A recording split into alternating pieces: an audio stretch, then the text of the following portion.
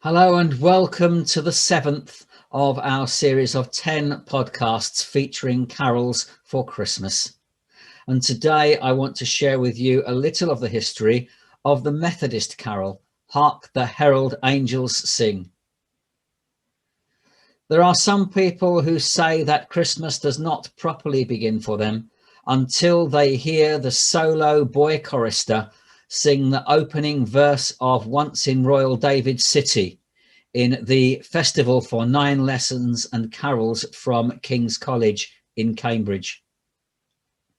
Interestingly, the identity of the chorister each year who will sing the solo is kept secret, even from the boy themselves. All 16 of the choristers need to be prepared to sing the solo, and they only find out which one of them it will be seconds before the service is due to begin. The next 7 carols vary from year to year, but the final recessional carol has been the same for many years, and it is Hark the Herald, our carol for today. In the opening sentence of the preface to the Methodist hymn book in 1933, it was said that Methodism was born in song. And certainly John Wesley saw hymn singing as an important part of teaching people the faith and inspiring them in their worship. But it was his brother Charles who became one of the most prolific and possibly greatest hymn writers of all time. No one knows precisely how many hymns Charles wrote, but it was believed to be somewhere in the order of 6,000. And many of them are still sung today. He said his goal was to teach the poor and the illiterate sound doctrine. And John is reported to have said that Charles's hymnal was one of the best theological books in existence. It is said that Charles Wesley was inspired by the sounds of the London church bells on Christmas Day to write his poem Hark, which he intended to be read on Christmas morning.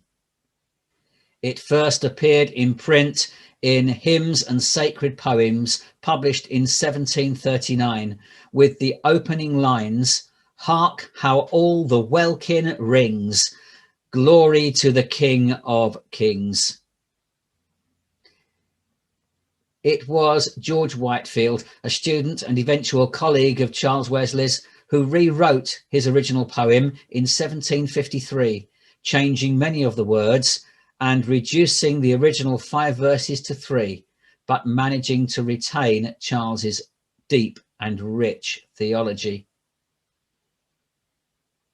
Amongst his careful editing was the changing of the opening 2 lines to the ones that we are familiar with today. Hark the herald angels sing, glory to the newborn King. Dr. Ted Campbell, an expert in Methodist and Wesleyan history, made this comment on the 2 versions.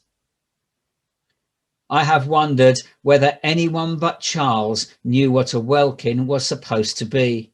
Maybe John looked at the draft version and said, 'It's ever so lovely, Charles, but what on earth is a welkin?' So all the more reason to give thanks for the editorial work of George Whitefield." For the record, welkin apparently is an old English word which means sky or heavens. And so we have this carol, which, unlike my other 3 choices for this series of podcasts, is not based on a single passage of the Bible and a single part of the Christmas narrative. But it is no less important. Because of the message and the theology it contains. The first verse describes the good news of the Saviour's birth with the words, "With the angelic host proclaim, Christ is born in Bethlehem." And the second verse reflects on the great mystery of God becoming human and living among us. Veiled in flesh, the Godhead see, hail the incarnate Deity. And finally, the third verse focuses on what our Saviour did for us by coming to earth. Mild he lays his glory by, born that man no more should die, born to raise the sons of earth, born to give them second birth.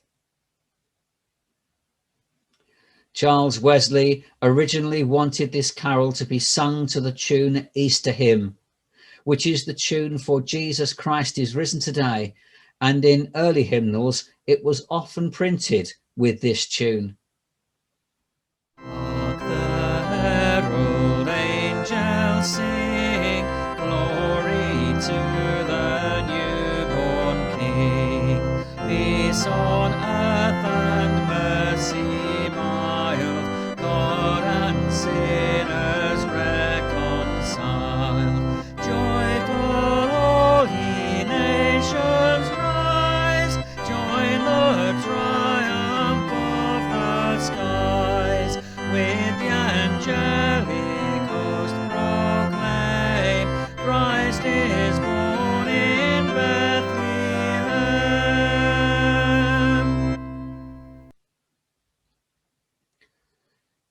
The version that we will hear in full today, though, is the much more familiar arrangement by British musician William Cummings of the melody by Felix Mendelssohn that was published in 1855. And we hear it today sung by the Peterborough Cathedral Choir, including the last verse descant, which was added by David Wilcox in 1961.